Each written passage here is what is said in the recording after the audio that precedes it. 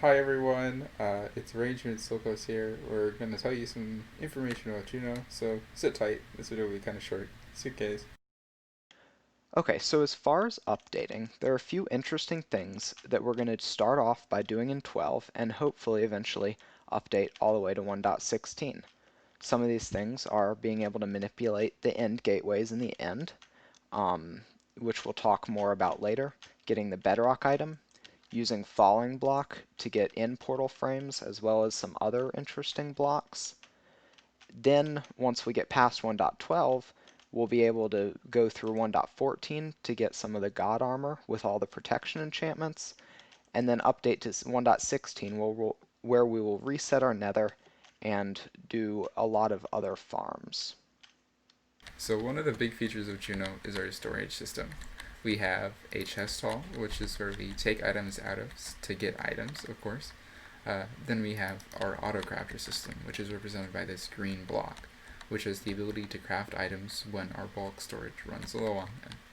We have the memory block, which is represented by this red block, and this stores crafting recipes and item information from the bulk storage. We then have the bulk storage, which is represented by this yellow block. So this all intermingles with each other and says, hey, do we have any pistons left? And then the bulk storage is like, nah, mate, we don't got any pistons. And then red block is like, okay, green block, can you make me some pistons? And the green block tells the farms, oh, can you make me some wood, some iron, some redstone, and maybe some cobblestone while you're at it too.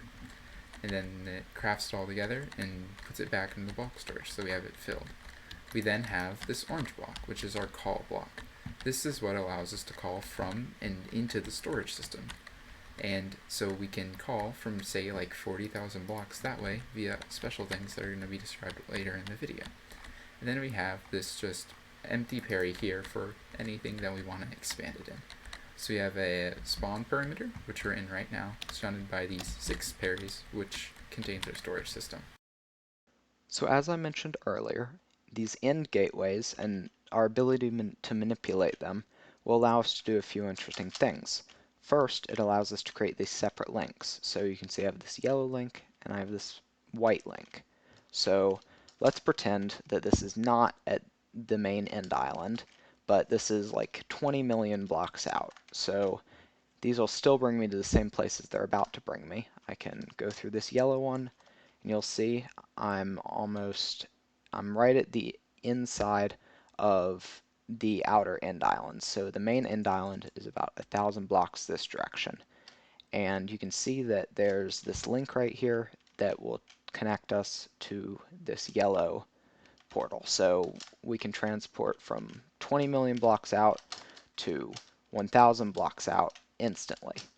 Now, we also have naturally generating end gateways, which will generate with a link from these end islands to the main end island. And we don't conveniently have one right here, but I just have a command block for demonstration purposes. So we can use end gateways like that one to get to the outer end islands, and then from the outer end islands we can go on these links like 30 million blocks out.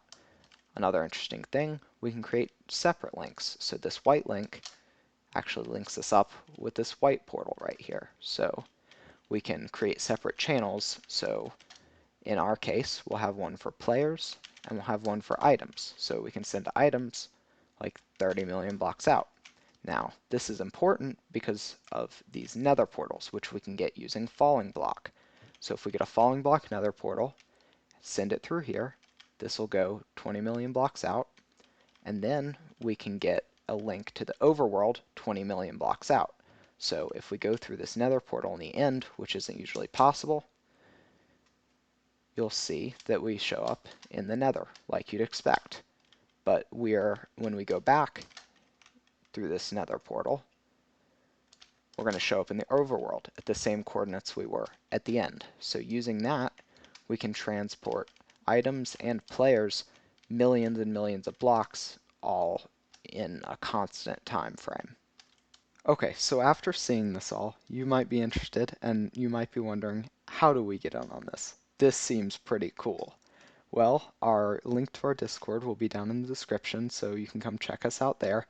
And right now we're pretty much invite only, but like if we know you and you're interested in joining, please let us know because we are looking for a few more people to get started. And we're planning to remain pretty small and close together as a member list. But yeah, we'd be super happy to have a few more people join. So please let us know if you're interested, and we'll see you later.